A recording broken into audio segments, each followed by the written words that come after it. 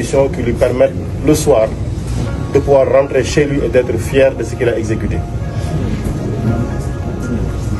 La question du contenu local, c'est pas parce qu'on est une entreprise sénégalaise qu'on peut s'exenter de respect du contenu local. Vous êtes tous assujettis à ces préoccupations-là. La question de la préservation de l'environnement, nous sommes tous assujettis à ces obligations-là, on devra les respecter. J'aurais bien aimé, au regard des informations entendues, dire que Soret Mines est une entreprise modèle. Mais vous entendez l'inspection du travail, le régional des mines, l'ITIE, l'environnement, tous ont des contentieux ouverts sur un manque de respect notoire par rapport à l'autorité qui est investie du mandat de l'État dans leur secteur d'activité.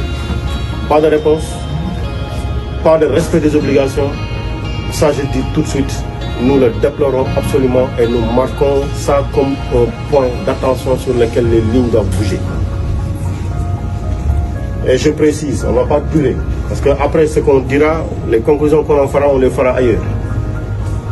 Mais prenez les dispositions utiles pour être en conformité avec les prescriptions de la loi sur toute la chaîne de vos obligations environnementales, en droit social, sur le contenu local et sur le respect des obligations auxquelles vous êtes assujettis, sur la transmission des informations utiles.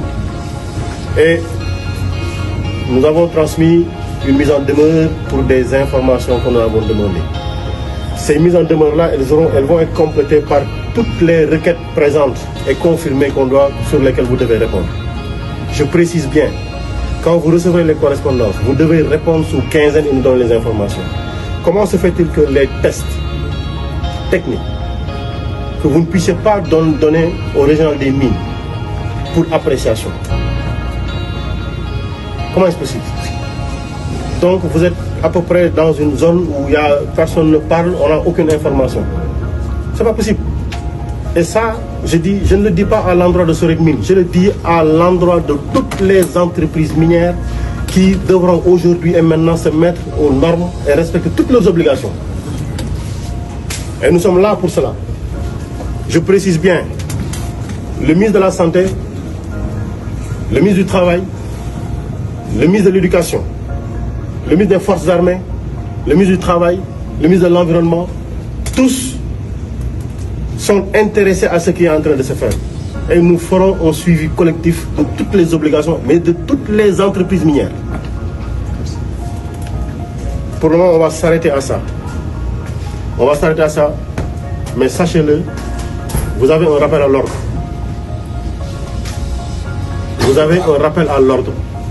Et croyez-nous, Monsieur le Président de la République, comme Monsieur le Premier ministre, sont tout à fait déterminés à ce que les prescriptions de la loi soient respectées. Et s'il fallait prendre des mesures définitives, on les prendra. Parce que les mines, l'or, tout le monde en a besoin. Je pense que on peut, pour le moment, nous en arrêter à ça. Et après, de manière très administrative, faire le suivi du reste et voir quelle rectification ils sont faits. Beaucoup, Monsieur le ministre. J'ai pris les noms des employés qui sont prononcés ici. Je ne voudrais pas que demain qu'ils soient inquiétés dans l'exercice de leur mission. Nous en faisons un point d'attention. Nous en faisons un point d'attention. Et d'ailleurs, jusqu'à la présence des délégués, Monsieur le ministre, il faudra continuer à leur parler à eux-mêmes pour qu'ils continuent d'être nos interlocuteurs ici. En attendant, merci beaucoup.